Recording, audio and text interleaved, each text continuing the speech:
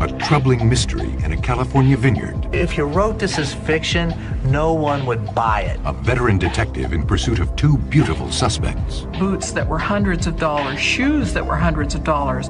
I've never seen so much Victoria's Secret underwear. What starts out as a dark thought. She kept saying, look at him. He's just useless. He ought to just be dead. Ends up an evil plan. Sarah wants to bury him alive.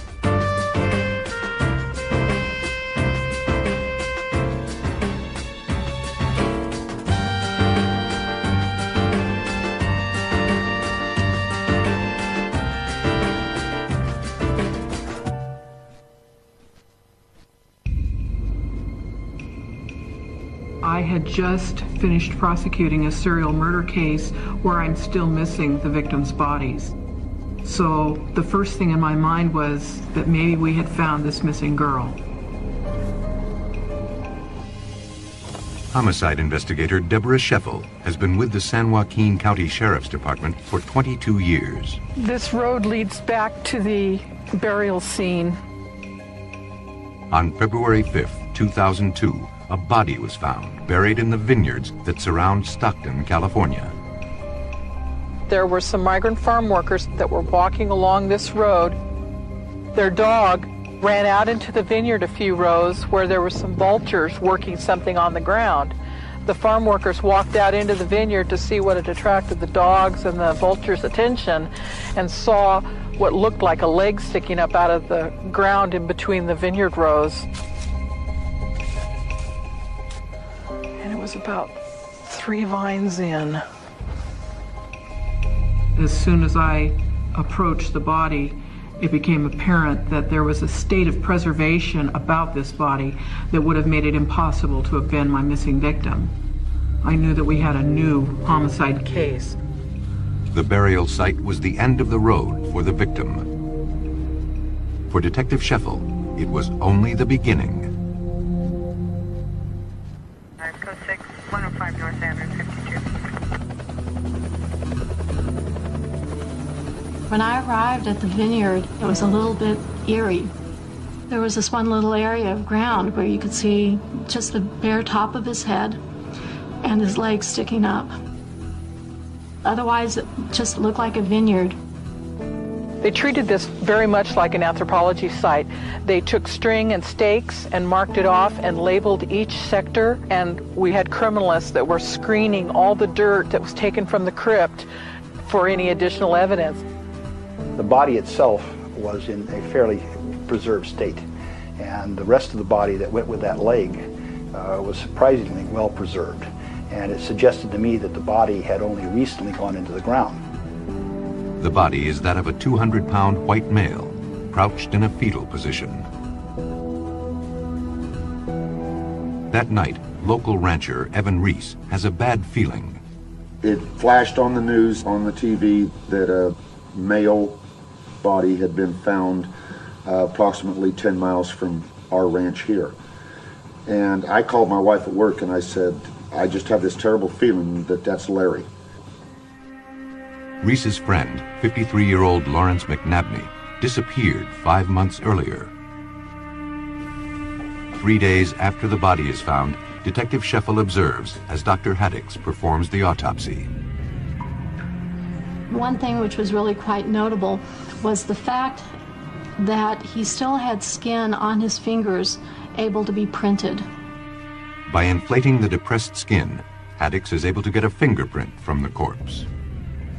And in fact, it turned out to be Lawrence McNabney, a well-known Sacramento accident injury attorney, last seen in September of the previous year. The questions were asked of me, could this have been a body that had been buried in September? And remember, we were digging this in February, and I said, well, no, it couldn't have been a body buried in September unless the body had been refrigerated.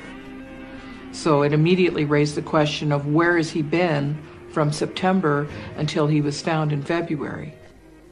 Someplace where he would be cool, and also, very importantly, not available to insects, because there was no indication of insect activity on his body. The other thing that we were looking at was a cause of death. There didn't appear to be any trauma on this man.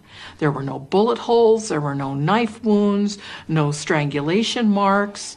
So why is this man dead? Samples of the decomposed blood are sent to a lab to test for poison. When Detective Scheffel turns her attention to McNabney's family, she learns his wife hasn't been seen for more than a month. When I heard she was missing, it occurred to me that she also could be a victim. Perhaps something larger is going on here. Larry McNabney was a successful lawyer who specialized in suing insurance companies and winning big settlements. My job, and it's been my job for over 20 years, is helping injured people. If you've been injured in an accident, call me. I'm Larry McNabney. Larry and Elisa McNabney lived in a gated community on the outskirts of Stockton. On the surface, they enjoyed all the trappings of success. At one point, Elisa and Larry had matching Corvettes. They had a corporate jet. They had offices in Las Vegas and Reno, and had recently relocated their law practice to Sacramento. Scheffel also learns that Elisa was Larry McNabney's fifth wife. Elisa's teenage daughter from a previous marriage lived with the McNabneys and worked part-time at the law firm. I remember the first time I saw him, I thought he was 10 feet tall and bulletproof. You know, he was just this gigantic guy, larger than life. These were good people. When we met them, we enjoyed them, they enjoyed us. Everybody that met them enjoyed them. They were always just a loving couple. It was, they came across like a Desi and Lucy Arnaz. The McNabneys shared a love of horses. They had become well known on the show horse circuit, where Larry was a rising star. Larry McNabney, Sacramento, California. But those who knew Larry say that he was a troubled man who used drugs and alcohol to excess. Larry really enjoyed drinking wine. That was his drink of choice, so to speak. And at the horse shows, Larry would laugh about that. 2 o'clock in the afternoon, he would open up what he called his bar, which was a toolbox in the back of his truck, so to speak. And when he would hit bottom, he was just the angriest, most just not nice person you could ever, I can't even describe it. 1 week into the investigation, Scheffel has a lot of potential suspects. Larry McNabney had a drug problem, a missing wife, 4 ex-wives, 2 with restraining orders against him, and a law practice which may have earned him dangerous enemies. Lawrence McNabney had worked some pretty high-profile criminal cases in the Las Vegas area, which obviously brings to mind gambling and associates of that nature, and you have to wonder whether one of his business contacts could have been responsible for what happened. Then the blood test comes back, and Scheffel gets an important clue. Larry McNabney had a lethal level of the horse tranquilizer xylazine in his system. Scheffel is now officially on a homicide case. And with the wife of the victim still missing, she may have 2 murders on her hands.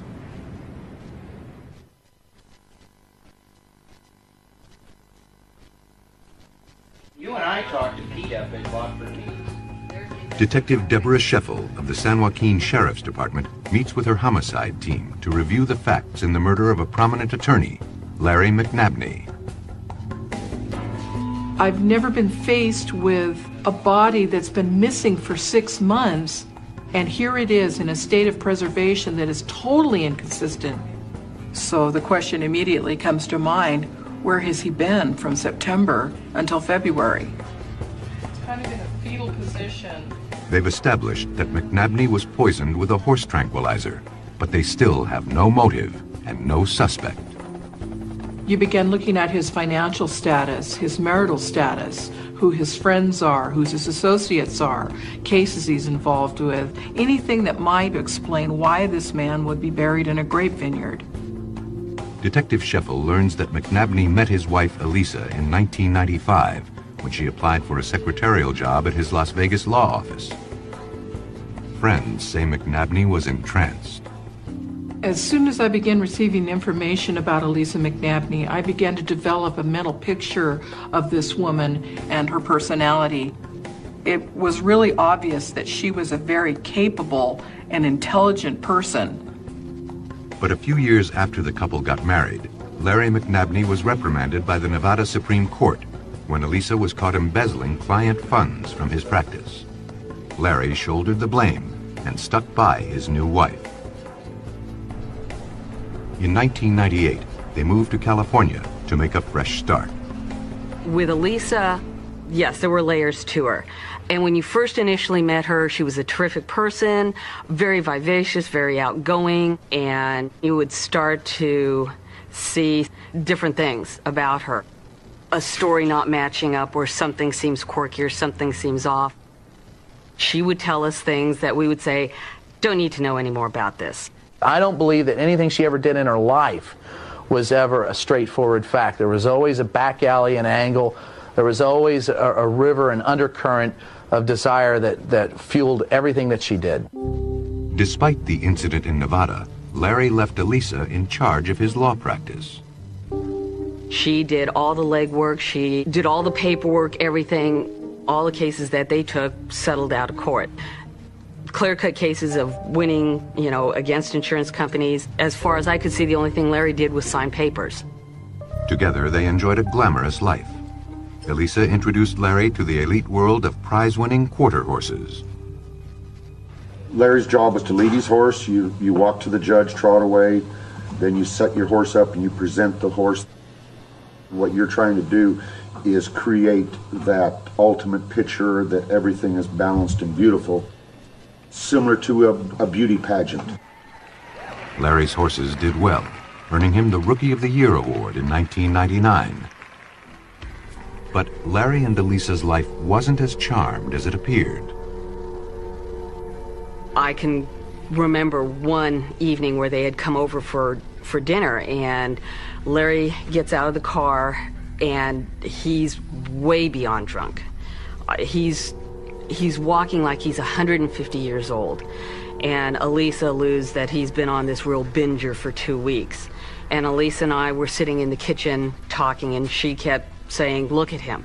He's just useless. He ought to just be dead. He's just worthless. He's just a drunk. He ought to just be dead. Scheffel learns that the more Larry was controlled by his addictions, the more Elisa took control over his law practice. Call came, it was Larry, and she was, he wants to come to the office. I gotta keep him away. I don't need him here. I don't need him involved. She was very much in control, and she didn't want him involved in any way, shape, or form. Elisa needed someone she could trust at the law office, and made what would turn out to be a fateful decision. She hired a 19-year-old college student named Sarah Dutra as a secretary. She walked into the room like she was Queen of Sheba. And God forbid anybody get in her way. Sarah was very, very competent and very capable, and Elisa could fall apart pretty easy when things didn't go right. Sarah was right there, just Johnny on the spot, managed everything. Elisa didn't have to worry about anything.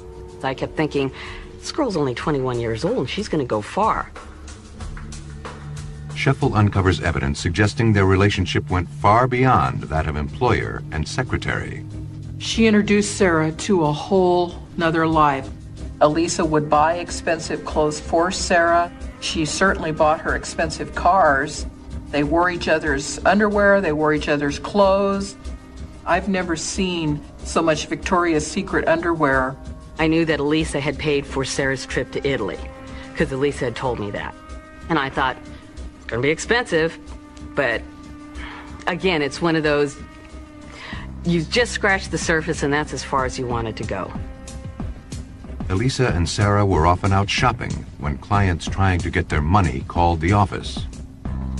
Joyce Carter had settled a large claim, but never received her check.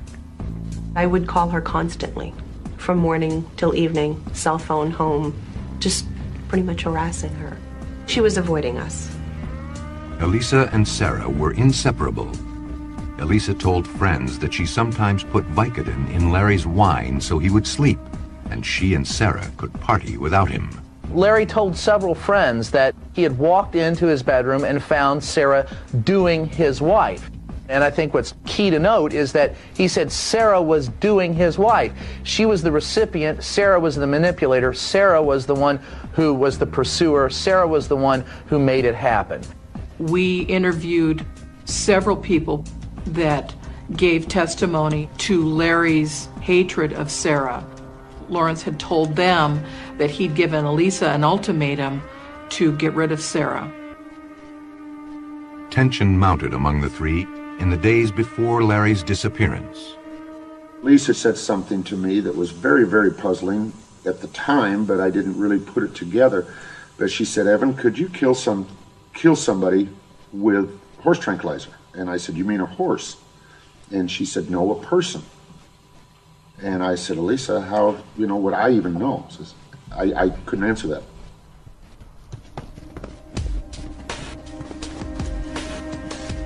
Then, in September 2001, Larry and Elisa traveled to Industry City near Los Angeles to compete in a horse show. Sarah came on her own the next day, against Larry's wishes.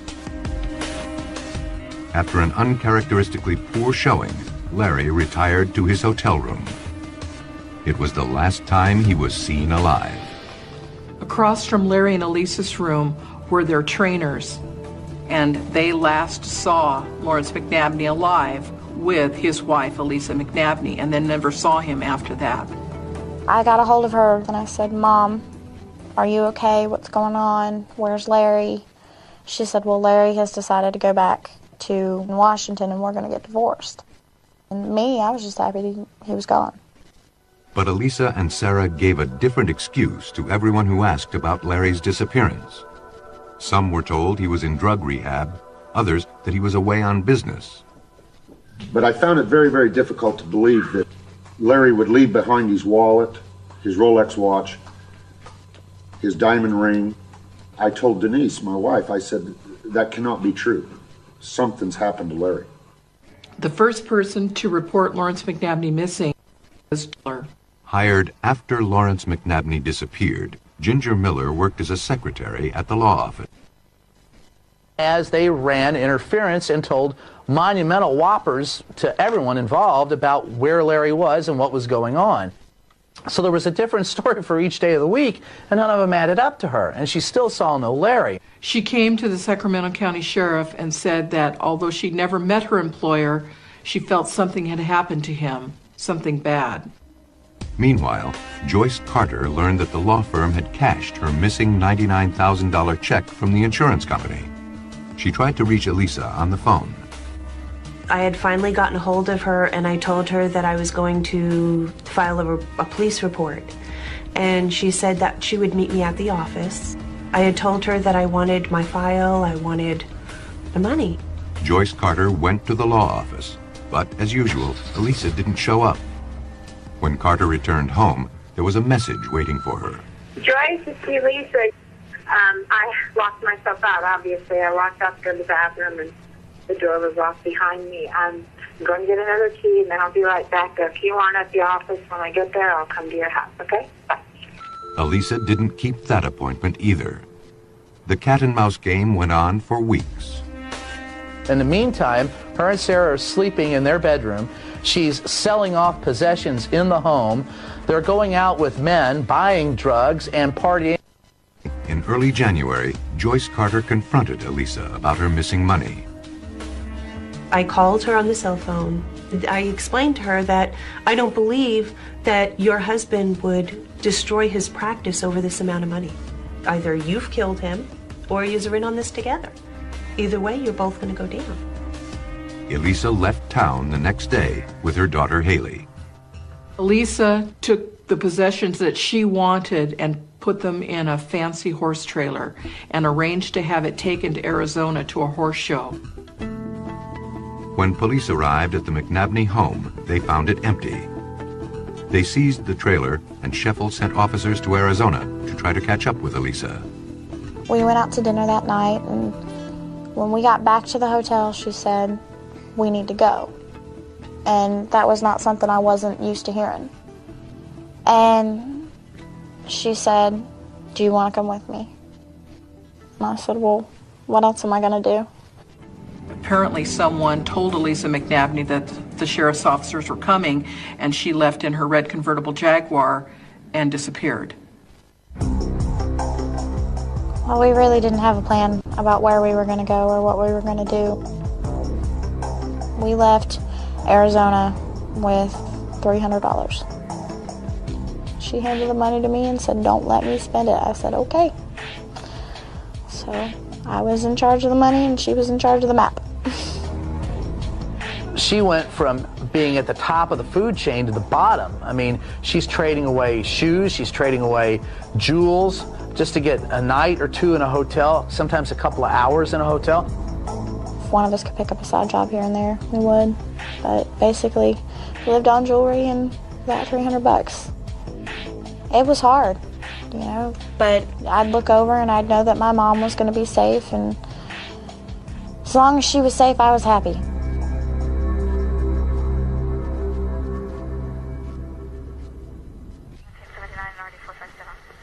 A month after Elisa went on the run, Larry's body is found in the vineyard. Now faced with a murder investigation, police search the trailer Elisa left behind and find client files, many with claims still to be collected. That was a red flag.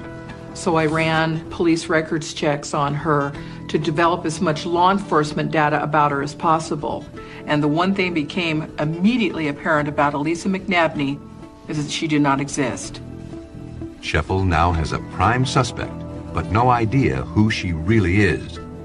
Working with the FBI, she focuses the search on Elisa's red Jaguar. She continues to build the case against her. It came to light that there were a lot of financial discrepancies, and it was obvious that she'd been engaging in fraud and embezzlement, not only within the law firm itself, but its clients as well. As the financial investigation continues, it becomes clear that Sarah Dutra was Elisa's willing accomplice. The instances we found over and over of Sarah Dutra forging Larry's name on checks, doing the banking, pretending to be Elisa, Elisa pretending to be Sarah, they just helped each other. Over a period of 9 months, the two women drained about $500,000 from the law firm. Scheffel decides to bring Sarah Dutra in for questioning.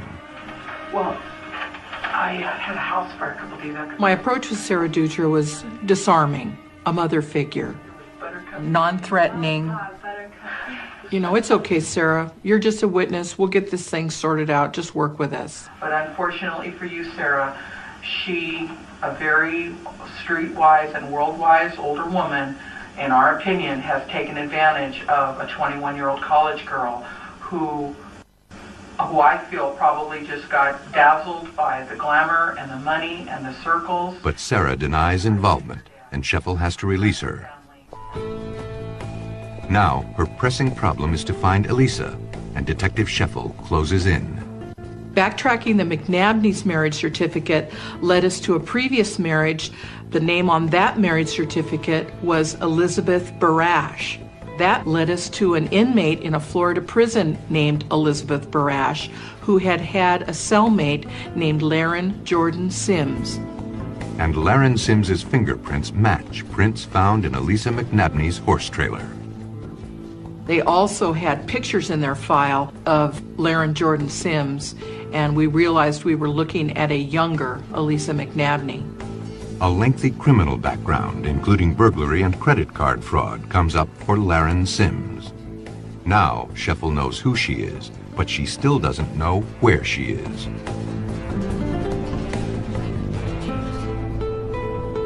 At this point, you know, APBs are out on, the cops are looking for her. And she gets pulled over. And the cop never bothers to run her registration or her license. She talks him out of that. I cried a lot. And I cried because I knew that she was leaving behind just as much as I was.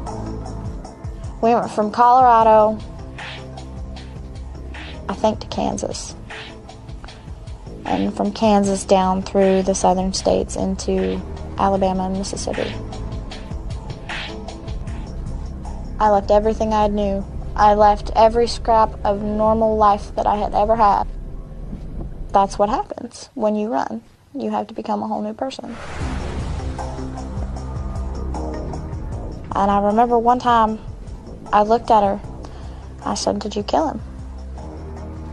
It was just a question that popped out of my mouth for no particular reason. I just wanted to know if that was a possibility. And when she said no, I believed her.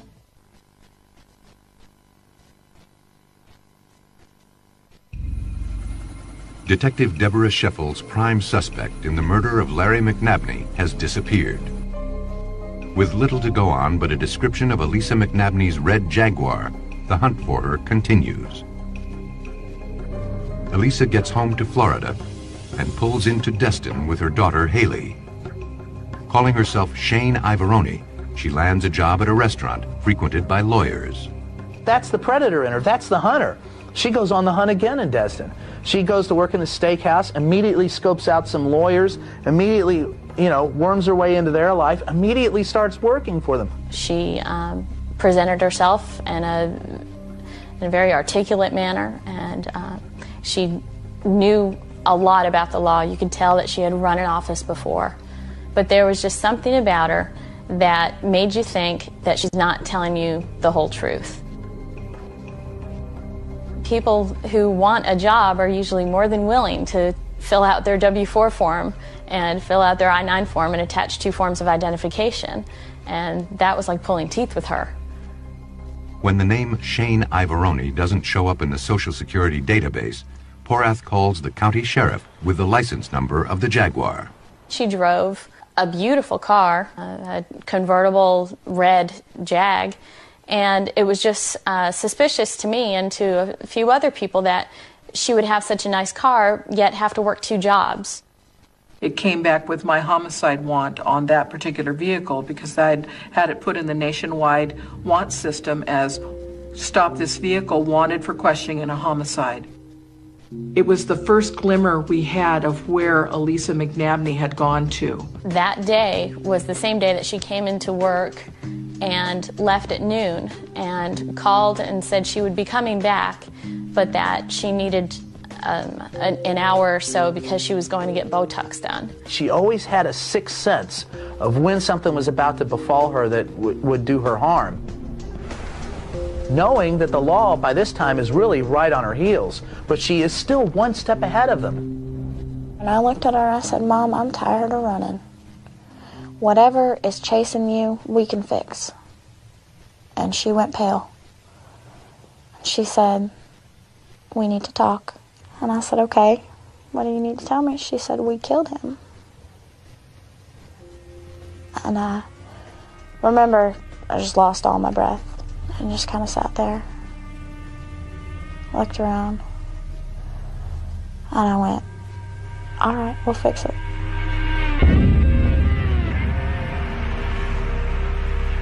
Fearing that her mother might be suicidal, Haley calls the police and tells them where they can find Elisa. She was walking along the beach, and as officers approached her, initially she began to walk away from them. Then she encountered another officer, and as he approached her, she gave up and said, "I'm the one you're looking for." With Elisa in custody, Scheffel turns her attention back to Sarah Dutra. I knew that we had to get to Sarah Dutra before the news broke that Elisa had been arrested, and that now was her last opportunity to tell the truth about all the things that I felt she was still lying about. Around midnight on the night of Elisa's arrest, Scheffel knocks on Sarah Dutra's door. "Sarah, I've got great news for you. Lisa McNabney's been arrested. The evil woman is locked up. She can't hurt you anymore. She's talking to authorities back in Florida. And now we have to talk because you've got some things that you need to tell me." She knows Dutra is guilty of embezzlement, but is she guilty of murder? I had perceived that she was not being truthful or forthcoming, but nothing really prepared me for the extent of her involvement. She just seemed so normal and so average. The last time we talked, you said you kind of got drawn in by the glitz and the glamour and the money and the horses and I mean, the shopping and the pretty red cars. 2,500 miles away, Elisa has told the FBI she is ready to make a full confession. Would you be more comfortable with that? Think that's all? Yeah. She begins at the Los Angeles Horse Show on the day her husband disappeared. We went down to my trainer's truck, and I got the medicine bag. We went down to my trainer's truck, and I got the medicine bag out, and I got the tranquilizer out of it, and I got a syringe, and I went back over to my truck, and I said, I don't know how we're going to do it to him. And Sarah said, put it in the Visine bottle. I put like 3 drops in his mouth, and then I got all freaked out. And Sarah put some in there, and we went to sleep, and at 6 in the morning, he was just mumbling, and he said, I'm dying, dying, dying. I'm dying. Oh, God. It seemed like a good idea at the time, you guys. Oh, my God. What do you think Elisa's doing right about now? She is lying about what really happened. Then stand up and tell us, Sarah. We have forensic reports, we have trace evidence, we have fingerprints. Trust me, you need to explain some of these things. Otherwise, they do look pretty bad. She rented a wheelchair, and I got him dressed. I put him in the wheelchair, and we rolled out to my truck, put him in the truck, and drove. We thought he was going to die in the car, you know. We didn't know what to do, so we just want to get him home, you know. We were just freaking out at that point. One of the side effects of this horse tranquilizer is not only that he's doped up beyond all reason, but his own muscles won't respond to what his brain wants his muscles to do. Elisa says that with Larry drifting in and out of consciousness in the back seat, they took a detour through Yosemite National Park. God, I just remember cutting through Yosemite and then going back to her house. Okay. At one point in time, I mean, you know, he's screaming, you bitches will never get away with this. You get the idea that he did not go gentle into that good night. When they get to Yosemite, they're going to bury him, and Sarah pulls out the shovels, and she's outside the truck, and she wants to dig the hole, and Elisa's going, well, maybe we should call poison control. She actually shows some concern for her husband because he's still alive in the truck, and Sarah wants to bury him alive. Are you a cold-blooded killer, or are you somebody that got caught up in some stuff and made some mistakes? I mean, if I tell you I've died, I could be put under arrest and everything. Elisa says that when they got Larry home, he was so weak they had to help him inside and into bed. He knows he's dying. The man is fighting for his life, walks out of the gated community naked, and Elisa has to go after him. And she makes excuses. She says, you know, oh, Larry, nothing's going on. Come on back to bed. He cannot physically get away from these 2 small women, and he was a big guy. They got Larry upstairs to the 2nd floor, where he collapsed. The next morning, they found him dead. But Sarah claims she was also a victim. You must have just been freaking out. I want to go to the police, I want to go to the police. And she's like, you never will go to the police. It's in your best interest to not go to the police, otherwise you could end up just like him. Laying there. And here she is, your friend, right? I mean, you guys had been bosom buddies, right? Sarah said, what are we going to do with him? And I said, I don't know. And she says, we'll take the sheet that he's lying on, and we wrapped it around him, and we took duct tape and wrapped it around him, and he was like in a crouch position. And then in my garage, we had this one refrigerator, you know, like a regular refrigerator. We taped him inside.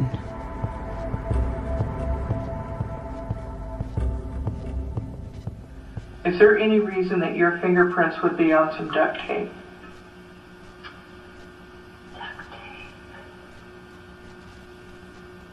Then, to avoid suspicion, Elisa returned to the horse show in Los Angeles, where she called Sarah. Elisa told Sarah to go to the house in Woodbridge and get the marijuana out of the refrigerator in the house and bring it to Los Angeles. So imagine this. She goes in and gets the marijuana out of the refrigerator in the house. Then she goes out to the garage to make sure that everything's secure. And lo and behold, as Lawrence McNabney has gone into rigor mortis, the refrigerator door has popped open. Sarah had to tape that refrigerator shut. Oh my gosh, probably freaked her little blonde body out. Elisa and Sarah went back to the house and lived there for 4 months with Larry's body in the refrigerator. Finally, they came up with a plan to bury him in the Nevada desert. We were supposed to be going to Las Vegas, and we put him in the car. The trunk of the car. Does that car have a trunk? Oh, yeah. And what was in the trunk? No, I never opened the trunk. I don't think we ever used it. We just kept the stuff in the car. Now they're smoking dope the entire time, having a good old time, as girls will do, and drive to Vegas, get to the Bellagio, and the guy at the door says, "Hey, can I get your luggage?" And there was a security guard there, and they said, "Can you pop your trunk?" And Sarah was driving, and I said, "What'd she say?" "Pop the trunk." Well, there's Larry in the back of the trunk, so Elisa hops out of the car real quick, slams the trunk shut, and says, "No, that's okay. We're going to stay at another hotel." Is there any possible way that Larry's body was in the trunk of that Jaguar on your trip to Las Vegas? Looking back on it now. God, looking back on it now, I can think of, because she says, "No, just put your stuff in the back seat." Elisa says she drove out to the desert but found the ground too hard for grave digging. So they took the body home and put it back in the refrigerator. The whole reason for burying him in Vegas that she gives is because Larry loved Vegas, so he wanted him to be someplace where he loved to be. And then when she gets home, she decides to bury him in a vineyard because, after all, Larry loved his wine. Florida authorities now have Elisa's complete confession, and they fax it to Sheffield in California. We've received a written confession from Elise, and I'm sorry, but as of this minute, you are no longer free to leave. And I'm under arrest now. Okay. 2 suspects are now under arrest, but the investigation is about to take an unexpected turn.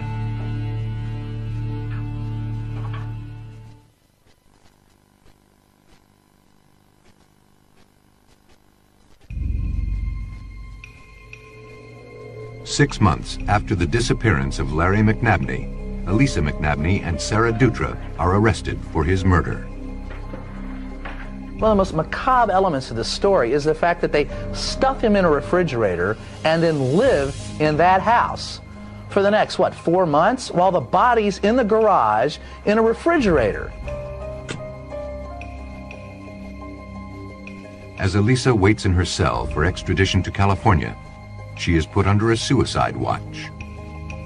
She could have gone anywhere when she left California, and I think she wanted to get her child to safety. I want to believe that in her heart of hearts she really cared about her daughter. And maybe that was her secret. Maybe people just wanted to believe the best of Elisa. 12 days after she confesses, Elisa uses her pillowcase to fashion a noose. At dawn on Easter morning, she hangs herself. She had apparently written a detailed letter to her attorney telling him how to sue the correctional facility for allowing her to hang herself and directing him to give those monies to her surviving children. She was controlling right to the bitter end. Sarah Dutra never made a full confession to her role in the murder of Larry McNabney. In March of 2003, she was convicted of voluntary manslaughter and accomplice to murder. She received what many thought was a light sentence, a maximum of 11 years in prison. And I pity the poor fool that runs across her when she gets out of jail. It took Elisa 10 years on the run. She was in her mid-30s before she got to where she was. Sarah got there in her early 20s. Much more lethal personality than Elisa was. You always assume that people are good and they may be quirky or they may be strange, but when you finally figure out that there really is evil in this world, you question what could you have done to have stopped it, prevented it, said something about something that didn't seem right to you, and I guess maybe there's no stopping evil. It's almost like high school. These guys would get together and they would just kind of feed off each other. If Elisa was upset, Sarah would calm her down. When Sarah was, maybe dragging her feet, Elisa would pump her up to go do this, go do that. Together, they formed this incredible personality. Either one of those women alone probably wouldn't have amounted to a whole lot. But when you put Elisa McNabney and Sarah Dutra together, their narcissism, their selfishness, and their relationship between each other, they formed this evil entity, an evil that didn't exist in either one of them alone.